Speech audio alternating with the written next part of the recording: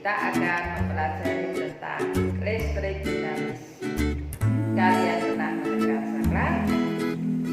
Begitu saklar kalian tekan, maka listrik akan menyala. Kira-kira apa penyebabnya listrik bisa menyala?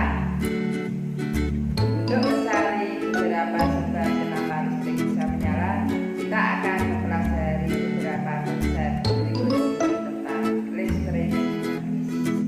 Konsep-konsep yang akan kita pelajari pada listrik dinamis kali ini yaitu yang pertama, yaitu kita akan memahami tentang kuat arus listrik dalam rangkaian listrik.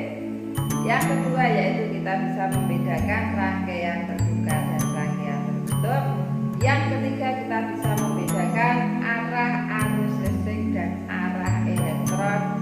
Yang keempat, kita bisa menghitung kuat arus listrik. Dan yang kelima, kita bisa mendeskripsikan beda potensial atau tekanan.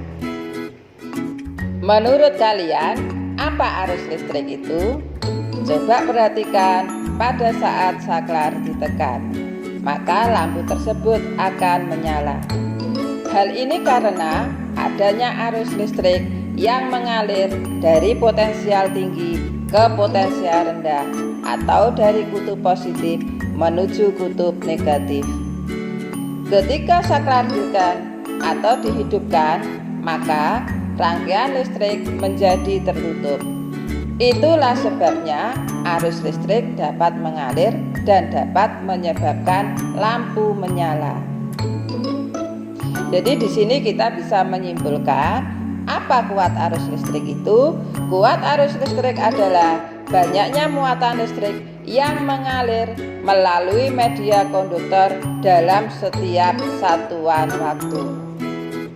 Dalam fisika, lambang arus listrik adalah I dengan satuan ampere. Alat untuk mengukur arus listrik adalah ampere meter. Sehingga untuk menghitung kuat arus listrik adalah I sama dengan I per T. I adalah kuat arus listrik dengan satuan ampere. I adalah muatan listrik, satuannya coulomb. T adalah waktu dengan satuan adalah detik atau sekon. Bagaimana arus listrik dapat mengalir? Kita ibaratkan arus listrik sebagai aliran air. Aliran air dapat mengalir dari aliran tinggi ke aliran rendah. Begitupun arus listrik yang dapat mengalir dari potensial tinggi ke potensial rendah. Namun, arah arus listrik berlawanan dengan arah elektron. Baik anak-anak, sekarang kita bisa membedakan antara aliran arus listrik dengan arah elektron. Kalau aliran arus listrik akan mengalir dari potensial tinggi ke potensial rendah, sedangkan aliran elektron akan mengalir dari potensial rendah ke potensial tinggi. Selanjutnya kita akan membahas bagaimana beda potensial listrik. Beda potensial atau tegangan yaitu perbedaan jumlah elektron pada suatu benda yang dapat terbentuk pada arus listrik. Pada baterai terdapat kutub positif dan kutub negatif. Pada kutub positif akan terdapat jumlah elektron yang lebih sedikit, sedangkan pada kutub negatif akan terdapat jumlah elektron yang lebih banyak. Sehingga jika dihubungkan oleh penghantar, maka akan terdapat beda potensial yang menyebabkan arus listrik. Anak-anak, coba perhatikan gambar berikut ini. Benda A memiliki muatan positif lebih banyak atau memiliki potensial lebih tinggi daripada benda B, sehingga arus listrik mengalir dari benda A ke benda B. Begitu sebaliknya dengan arah elektron. Arah elektron akan mengalir dari benda B ke benda A.